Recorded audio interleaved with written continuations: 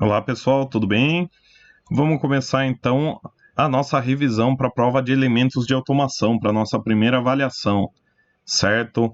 Vamos comentar um pouquinho sobre tudo que a gente viu durante as aulas e abordar de forma mais rápida cada um dos tópicos que eu achei mais importante para conhecimento para a prova, certo? Então, começando, na nossa primeira aula, nós vimos que a introdução sobre automação, certo? Que é o foco da nossa aula, e vimos que a palavra automação ela está diretamente ligada ao controle automático, ou seja, as ações que não dependem da intervenção humana. Atualmente, a automação industrial ela é muito aplicada para melhorar a produtividade e qualidade dentro dos processos que são considerados repetitivos. Então, qualquer tipo de processo repetitivo dentro de uma indústria, ela pode ser automatizada, certo? A automação industrial, ela pode também ser entendida como uma tecnologia integradora, que vai unir as três áreas: a área da eletrônica, que é responsável pelo hardware do sistema automatizado, a mecânica, que é representada aí nos dispositivos mecânicos, os atuadores que são utilizados, e a informática, que é responsável pela parte do software, pela parte da programação e por toda aquela parte que vai controlar o nosso sistema, certo? A automação, ela também pode ser dividida em algumas áreas aí que estão mais em foco hoje, que são a automação industrial, a automação bancária ou de escritório, a automação veicular e a automação residencial, que vem cada vez aí tendo um espaço maior dentro do mercado de trabalho e dentro das oportunidades de emprego, certo? Dentro dos dispositivos básicos aí para controle de um sistema automatizado, nós temos aí três elementos mais comuns, que são os computadores, os controladores lógicos programáveis, ou CLPs, e controladores específicos de equipamentos que são desenvolvidos aí pelo próprio fabricante, certo? Um sistema automatizado, ele também pode ser dividido entre dois tipos de elementos: os elementos de comando e os atuadores. Os atuadores vão ser os elementos responsáveis por transformar a energia em trabalho. Essa energia ela pode ser elétrica, essa energia pode ser hidráulica, pneumática, de qualquer um tipo, mas ela sempre vai ser transformada em trabalho. Em trabalho esse que pode ser a movimentação de uma esteira, a, o movimento de pinça de uma garra, certo? Qualquer tipo de ação que gere um trabalho. E os elementos de comando vão ser os elementos que controlam os atuadores, que vão fornecer aí a informação para que esses atuadores funcionem, certo? Dentro dos elementos de comando, nós temos as válvulas pneumáticas, as válvulas eletropneumáticas, fins de cursos, relés, o próprio CLP, os contadores, botoeiras elétricas e sensores em geral. E dentro dos atuadores, nós temos toda a parte que vai fazer o trabalho, que são os motores elétricos, motores pneumáticos, motores hidráulicos, cilindros pneumáticos e cilindros hidráulicos, certo? Depois nós vimos também o sistema em malha aberta, ou seja, aquele sistema que não vai ter a ação dele vai ser independente da saída, ou seja, nós não teremos um controle. Esse tipo de sistema é mais rústico, esse sistema não é um sistema automatizado, e um exemplo que eu dei em aula é o exemplo do reservatório de água, em que o operador, sempre para poder encher o reservatório de água, ele tem que subir a caixa d'água, verificar o nível da caixa d'água, abrir a válvula manualmente e ficar olhando esse reservatório de água enquanto ele enche para poder fechar sem que ele transborde. Sendo assim, a gente nunca vai ter aí um controle exato do nível de água do reservatório, certo? A principal diferença dentro do sistema de malha fechada, ou seja, um sistema automatizado, é que agora nós temos um fluxo de informação no sentido direto da entrada para a saída do nosso processo e outro fluxo de informação realizada aí no sentido contrário, que vai fazer aí a comparação da saída, dos valores da saída com um valor de referência. esse tipo de comparação ela é feita através da realimentação da saída, certo? Então, pegando novamente o exemplo do reservatório d'água, agora nós temos também aí um sistema de malha fechada nele. Agora o nosso operador não necessita mais subir no reservatório para abrir e fechar a válvula.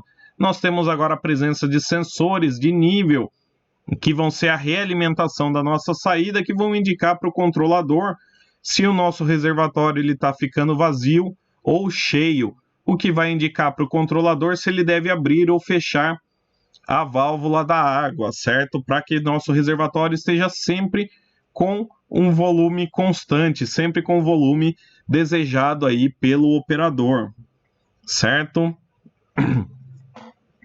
Depois nós vimos os sinais analógicos e digitais, certo? Principalmente o fluxo de informação que se dá dentro de um sistema aí, automatizado. Nós temos aí um fluxo constante de informação desde a entrada até a saída do nosso processo, e elas podem assumir aí essas informações, esses sinais, elas podem assumir aí diferentes características dentro de um próprio sistema, certo?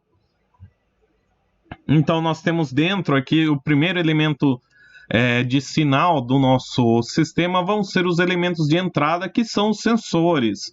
Eles vão ser os elementos que vão fornecer as informações para o nosso sistema e correspondem às entradas do controlador. Então, eles sempre estarão ligados às entradas do controlador e vão fornecer ao controlador todas as informações necessárias para que ele possa controlar o sistema, certo? Eles podem indicar aí variáveis físicas, como pressão ou temperatura, ou estados, como é o caso de um fim de curso, que pode indicar aí que um cilindro pneumático ele está ativo ou não. Os sensores, em geral, eles vão ser do tipo de válvulas, botoeiras elétricas, sensores de fim de curso, sensores ópticos e sensores capacitivos ou indutivos, certo? Depois dos nossos elementos de entrada, todos esses sinais são enviados para os elementos de comando, que vão ser os componentes que recebem as informações da entrada e vão processar elas para enviá-las à saída, para que a saída possa executar alguma ação que corresponda à combinação dos elementos de entrada que estiverem ativos em cada estante, certo? E esses sinais que são enviados aí dentro do nosso sistema, eles podem receber aí dois tipos, aí eles podem ser classificados de dois tipos. Os sinais analógicos, que são geralmente aí a representação contínua de uma grandeza física que queiramos medir, no caso pressão, temperatura, força, umidade, certo? E vão formar um gráfico contínuo no tempo. E sinais digitais, que somente vão possuir dois valores, o valor de 0 ou 1, ou o valor da presença ou ausência de tensão naquele sensor, certo? E eles vão ser representados por condições bem definidas aqui dentro do gráfico, de posições aqui de presença ou ausência de sinal aí, pode ser de um objeto ou algo na frente desse sensor, certo? Entre os elementos de processamento de sinal, nós temos aí as válvulas pneumáticas, que vão transformar os comandos do nosso processador em ação, os módulos eletrônicos, os microprocessadores e CLPs, certo? Esses são os elementos mais comuns de processamento de sinal. Até em aula eu dei o exemplo aqui no caso do microfone. O que acontece? O microfone, ele tem um sensor que vai transformar a nossa grandeza, que no caso aqui é o som, ela é uma grandeza física, ou seja, ela é um sinal analógico. Ela vai transformar o nosso sinal analógico através de um conversor analógico digital para um sinal digital que seja entendido pelo sistema. O nosso sistema, o nosso controlador, ele vai fazer toda a parte de processamento desse sinal e depois tirar esse sinal e enviar o sinal para o atuador, que no caso aqui seria a caixa de som. Mas antes disso, ele tem que converter esse sinal analógico novamente, esse sinal digital novamente num sinal analógico, certo? Então ele utiliza um conversor digital analógico, para que ele envie para a caixa de som um sinal analógico amplificado do sinal de entrada do microfone, para que a minha voz ela possa ter um volume maior, certo? Dentre os elementos de conversão de sinais mais comuns, nós temos os amplificadores ou intensificadores de sinais, as válvulas eletromagnéticas, pneumáticas ou hidráulicas, os contatores de acionamento pneumático ou hidráulico ou os transdutores em geral, certo? E por último, aí dentro dos nossos elementos de sinais, nós temos os elementos de saída, que são aqueles elementos aqui que vão fornecer as informações para os atuadores ou os elementos de trabalho. Esses elementos eles podem ser as válvulas, os cilindros hidráulicos e pneumáticos, os contatores de potência ou transistores de potência, que vão transformar a alimentação aí do nosso sistema de controle na alimentação de rede para poder fazer funcionar os nossos motores, os contatores, certo? Os atuadores que nós estivermos utilizando. E esses contatores, eles podem ser magnéticos, hidráulicos, pneumáticos, elétricos ou de acionamento simples. Então, todos os dispositivos que forem responsáveis pela realização de algum trabalho dentro do processo, ele vai ser um atuador, beleza? Sempre os elementos finais dentro do nosso sistema são os atuadores. E os atuadores, eles também podem ser definidos ainda como atuadores com acionamento linear, ou seja, os cilindros pneumáticos ou hidráulicos ou motores lineares, e os atuadores com acionamento rotativos, que podem ser os motores pneumáticos, hidráulicos ou elétricos. Depois nós vemos um pouco sobre a interface, que é a denominação aí da troca da informação entre dois ou mais sistemas, sem que isso gere qualquer tipo de perda nessa informação. A interface ela destina a fazer a transferência de informação como a recepção da mesma, o que significa que ela não possa fazer os ambos, certo? Entre a interface, ela pode proporcionar uma ligação física ou lógica entre dois sistemas ou parte de uns sistemas que não possam ser conectados diretamente.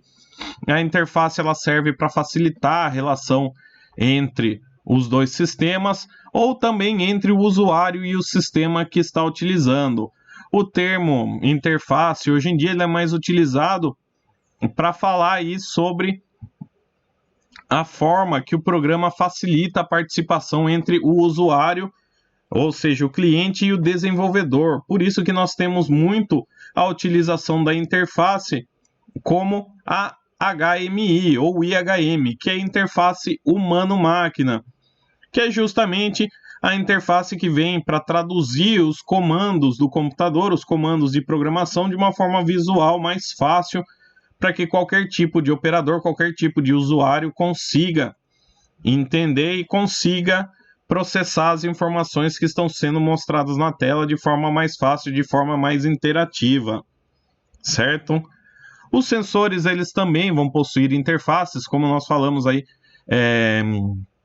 durante o nosso curso. Os sensores, eles vão fazer uma ligação física com os controladores, e essa ligação física é feita através da interface, que são os elementos destinados aí para fazer a transmissão da informação do sensor para o controlador.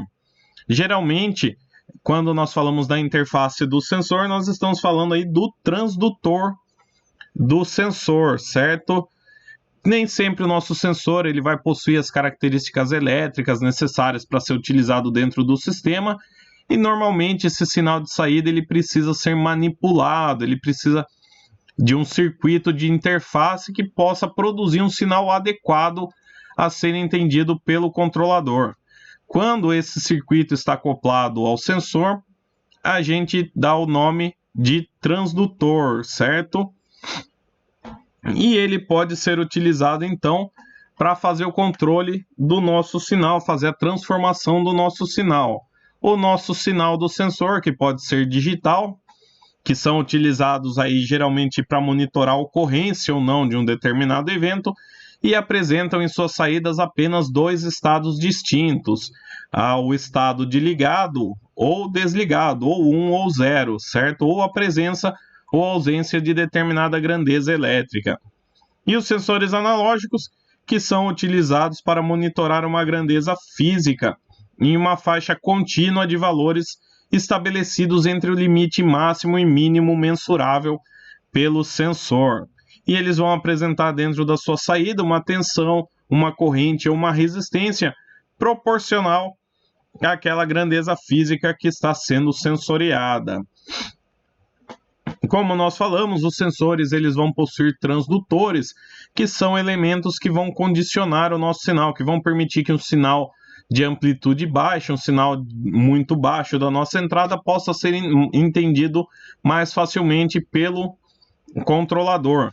Esse tipo de sinal, esse tipo de conversão é dado através dos circuitos condicionadores ou amplificadores condicionais, que eles têm a finalidade de adequar o sinal emitido pelo sensor para o entendimento do controlador, impedindo também que esse venha a receber qualquer sinal fora dos seus padrões de funcionamento, para impedir que exista qualquer tipo de interferência dentro do nosso sinal. Os amplificadores, que são o sistema de tratamento de sinal mais utilizados, eles começaram a ser mais utilizados como o transistor bipolar, que é um amplificador utilizado para poder fazer o controle de pequenos sinais, e esse tipo de amplificador ele possibilitou a criação aí do rádio e de gravadores portáteis aí na época dos anos de 60 e 70. E hoje ele continua sendo um dos componentes mais importantes dentro de sistemas de medição, e ele é utilizado para aumentar a razão entre o sinal de medição e o ruído, ou seja, impedir que o ruído seja lido pelo controlador. Você transforma um sinal em algo mais visível, o sinal real que você queira conhecer em algo mais visível, e impede, faz com que o ruído ele seja impedido de ser transmitido aí para o controlador, certo? O amplificador, o transistor bipolar, pegando novamente o exemplo do microfone, ele transforma um sinal de áudio de uma frequência pequena em um sinal amplificado, um sinal com uma maior amplitude, para que ele possa ser entendido e possa ser utilizado aí de forma mais simples, certo? A redução de ruído, que é feita através desses amplificadores, vem justamente para ter bastante benefício, ter alguns avanços aí dentro da parte do processamento. Se nós reduzimos o ruído dentro da transmissão de um sinal, nós também reduzimos o tempo total de testes, reduzimos o esforço do processamento desses dados, permite que a gente consiga investigar fenômenos de diferentes flutuações, certo? Então é sempre bom a gente levar um tempo aí para considerar os ruídos que possam acontecer durante a implementação de um circuito, durante a implementação aí de um sistema de automação, para que a gente possa escolher os sensores e os equipamentos que possuam as respostas mais adequadas a esse tipo de ruído, que possam fazer a melhor redução de ruído possível, certo? Eu dei em aula também a representação de dois sinais, certo? O primeiro sinal é um sinal livre de ruído, é um sinal com ruídos mais baixos. Aqui vocês podem ver, são 3 sinais diferentes, porém eles são sinais muito próximos, nós não temos a diferenciação tanto de ruído. Já no segundo exemplo, nós temos diversos ruídos surgindo dentro do nosso sinal, o que impede aí o processamento mais correto e o processamento mais rápido desse sinal. Depois também nós temos as interfaces com os atuadores. Assim como os sensores, os atuadores também vão possuir interfaces que vão sair do controlador para poder fazer a ativação dos sistemas. Então, para que os atuadores funcionem de forma corretamente, precisa existir um elemento que vai os comandar, certo? Porque, como nós já falamos, o sistema elétrico que nós utilizamos para fazer o controle do nosso sistema é uma tensão muito baixa, tensão de 5, de 12, de 24 volts. Já a tensão que utilizamos para alimentar os atuadores são tensões altas, como 110, 220 e 380 volts, ou demais voltagem que utilizamos dentro da nossa indústria, certo? Então, para que os nossos atuadores funcionem, tem que existir essa interface de comunicação, essa interface que vai transformar o nosso sinal elétrico de tensão muito baixa em uma tensão alta, a tensão de alimentação do nosso atuador. E essas interfaces são chamadas de interface de potência, são os elementos que vão fazer a transformação, eles vão receber o nosso sinal de baixa tensão e transformar através da alimentação da tensão de rede, fazer a alimentação do nosso atuador, certo? Essa interface de potência, então, tem como função amplificar o sinal de potência gerado na saída para que seja transferido para o atuador uma tensão capaz de alimentar e poder fazer o atuador funcionar. Essa interface é necessária porque os nossos sistemas de controle são projetados para trabalhar com alimentações de baixa tensão e os atuadores são projetados para trabalhar com tensões de média e alta. A interface de potência ela vai fornecer energia e as interfaces de entrada e saída vão fornecer as informações para o nosso sistema. Dentro das interfaces de potência mais utilizadas que nós temos para fornecer energia para os atuadores são os drivers, os contadores de potência, certo? Que são os elementos que vão fazer aí a transformação, vão transformar esse sinal de entrada, essa baixa tensão de alimentação do nosso controlador na tensão de alimentação do nosso controlador, do nosso atuador, certo? Os drivers eles vão fazer esse tipo de controle, eles são capazes de fornecer tensões e correntes altas para que possa ser feita a alimentação do atuador, recebendo uma tensão ou uma corrente muito baixa da parte de controle, certo? Entre os elementos mais comuns, drivers mais comuns utilizados, nós temos os relés, que são esses elementos aqui que vão receber um sinal de entrada baixo, porém vão transformar na saída uma tensão ou uma corrente alta, certo? Até mesmo um relé aí dos mais pequenos, ele vai ser capaz de aguentar uma tensão e uma corrente muito alta. Então, o relé, o que seria um relé? O relé ele é um componente eletromecânico que você consegue acionar através de um interruptor a partir de um sinal de tensão ou de corrente baixa, certo? O relé ele é amplamente utilizado dentro da automação residencial, comercial e industrial, principalmente aí na área dos portões elétricos, acionamentos de lâmpadas, janelas elétricas e motores de média tensão, certo? Aqui nós temos o vídeo, como foi mostrado em aula, do funcionamento do relé. O relé ele vai utilizar aí as duas tensões, a tensão de alimentação e a de controle, sem que elas sejam misturadas, certo? Então nós temos a ativação do nosso sistema através da polarização aí, da magnetização da bobina, que vai fazer o controle e o chaveamento do nosso circuito. E depois, como nós falamos aí dentro das nossas aulas, nós temos os conversores de sinais, que vão fazer a parte da transformação do nosso sinal analógico para digital ou digital para analógico, certo? Como nós falamos, na maioria das vezes, dentro dos nossos circuitos, o sinal ele vai poder ter aí diferentes características em diversas partes do nosso circuito, certo? Então, para isso existem os conversores. Como nós falamos, a variável física ela entra como um sinal elétrico analógico, é convertido por um conversor analógico digital, é interpretado pelo nosso sistema digital, ou seja, pelo nosso controlador, que transforma o nosso que solta um sinal digital, que é transformado novamente, é convertido em um sinal analógico para ser interpretado pelo nosso atuador, certo? Para que ele possa fazer o controle da variável física de entrada.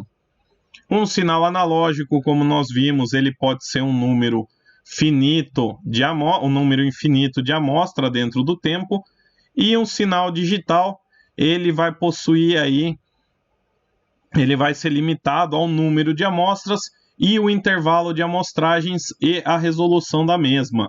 Então, quanto mais números de amostras e menor o intervalo da amostragem, maior é a nossa resolução. Ou seja, aqui o nosso primeiro gráfico, nós temos aqui um número de amostras muito maior do que no segundo, e o intervalo também de amostras, o intervalo de tempo entre cada uma das amostras aqui, menor do que o do segundo. Então, nós temos uma resolução maior aqui. No primeiro gráfico, ele consegue representar de forma melhor o gráfico do sinal analógico que ele tentou converter aqui, certo? Então, sempre que a gente estiver fazendo a conversão de um sinal analógico para digital, a gente tem que levar em questão o número de amostras e o intervalo de tempo aí entre essas amostras para que o nosso sinal ele seja o mais próximo do real, certo? Então a gente consegue observar aqui que, embora os sinais sejam diferentes, o sinal digital ele vai poder ter uma boa representação de um sinal contínuo, de um sinal analógico, dependendo dos parâmetros da digitalização. Que parâmetros são esses? Principalmente aí o intervalo de amostras e o número de amostras. Isso vai mudar muito a resolução do nosso sinal digital. Então, comparando novamente, nós temos duas imagens. A primeira imagem com uma resolução maior, ou seja, um número de amostras maior e um tempo de amostragem, um ΔT, menor, ou seja, você tem uma resolução maior do que o da segunda imagem, que pode ter um número de amostras menor ou um tempo de amostragem maior, ou seja, você consegue ver a primeira imagem melhor, mais definida, e a segunda imagem mais desfocada por conta disso, certo? Os valores, porque essa conversão de sinal existe porque os valores analógicos elas não podem ser diretamente processadas por um sistema digital e eles precisam ser convertidos para uma cadeia de bits. Essa conversão ela é conhecida como conversão analógica digital. Dentro aí das etapas de tratamento da grandeza física, nós temos que o nosso sinal ele é processado pelo transdutor, enviado como um sinal analógico, convertido pelo condicionador de sinal, tratado pelo condicionador de sinal para que o nosso sinal seja facilmente compreendido pelo nosso sistema. Depois ele é convertido através de um conversor analógico digital para entendimento do sistema digital do nosso controlador, que envia o sinal digital para sua saída, que é novamente convertida agora para um sinal analógico. Esse sinal analógico ele é condicionado novamente e é enviado para o transdutor da saída, o nosso elemento de potência que vai fazer a parte aí do atuador, vai fazer aí a ação do nosso atuador. E por que a gente utiliza sistemas digitais? Um sistema digital ele é facilmente programável, você possui uma maior precisão e exatidão nos sinais, maior facilidade de reprodução de um sinal analógico e facilidade do armazenamento aí dos valores, porque nós trataremos os valores apenas com cadeias de 0 ou 1, certo? E depois nós falamos sobre os transdutores. Os transdutores e sensores vão ser qualquer tipo de elemento dentro da aplicação industrial que vai ser composto aí pelo sensor, que é o elemento de conversão, que vai converter a nossa grandeza medida numa grandeza elétrica, e o condicionador, que vai ser formado pelos circuitos elétricos que executam uma ou mais das ações, que podem ser amplificar o sinal do sensor, fazer a filtragem do sensor, converter corrente para tensão, capacidade para tensão, corrigir a não linearidade dos sensores e outros, certo? E depois vimos aí que o transdutor ele vai ser a denominação do dispositivo completo, ou seja, do sensor com o condicionador de sinal. E ele vai servir para transformar uma grandeza qualquer em outra, que pode ser efetivamente utilizada por qualquer tipo de dispositivo de controle, um computador, CLP ou controlador. Nesse sentido, a gente pode considerar o transdutor como uma interface entre o sensor e o circuito de controle, e eventualmente também do circuito de controle com o atuador, que pode ser um motor, um contador, uma lâmpada, um LED, uma campainha, ou seja, o que for, certo? E por último, nós temos os sensores, aí é uma última definição dos sensores analógicos e digitais através de um exemplo. Os sensores analógicos, só relembrando, são os dispositivos mais comuns utilizados e se baseiam em sinais analógicos, sinais esses que, mesmo que limitados em 2 valores de tensão, eles podem assumir qualquer valor infinito aí intermediário. Isso significa que, teoricamente, para cada nível de condição medida dentro de um sensor, haverá uma tensão correspondente, certo? E utilizamos de exemplo, então, um LDR. O LDR ele é um resistor dependente de luz. O que acontece? Quando você joga uma luz dentro desse resistor, você tem uma diminuição da resistência. Então, ele acaba sendo um sensor analógico, pois justamente conforme a luminosidade aumenta, a resistência ela vai assumindo diferentes valores aqui dentro do nosso gráfico. Esses valores aqui podem ser valores numéricos dentro do valor máximo de padrão da nossa resistência e o valor mínimo da nossa resistência aqui também, certo? E o sensor, a diferença básica entre o sensor digital e analógico é que o sinal digital ele vai ter apenas 2 valores de tensão, ou o valor máximo ou o valor mínimo de tensão, ou seja, ou a presença ou ausência de tensão dentro do nosso sensor. Que é o caso do nosso exemplo do parótico, que é um sensor onde nós temos um emissor de laser e um receptor, que enquanto o feixe de luz está sendo recebido pelo receptor, o nosso nível de tensão é 0. O nível de tensão enviado pelo nosso sensor é 0. Assim que nós bloqueamos esse sensor, o nível de tensão aumenta para o nível máximo, para o seu nível alto, indicando a presença de um obstáculo aqui dentro do sensor, indicando que existe algo aí para ser medido, algo que está presente aí dentro do nosso sensor. Então, beleza, pessoal? Essa foi uma aulinha rápida aqui de revisão. Espero que ajude vocês a fazerem a prova. E desejo aí boa prova a todos, beleza? Então, até semana que vem, pessoal.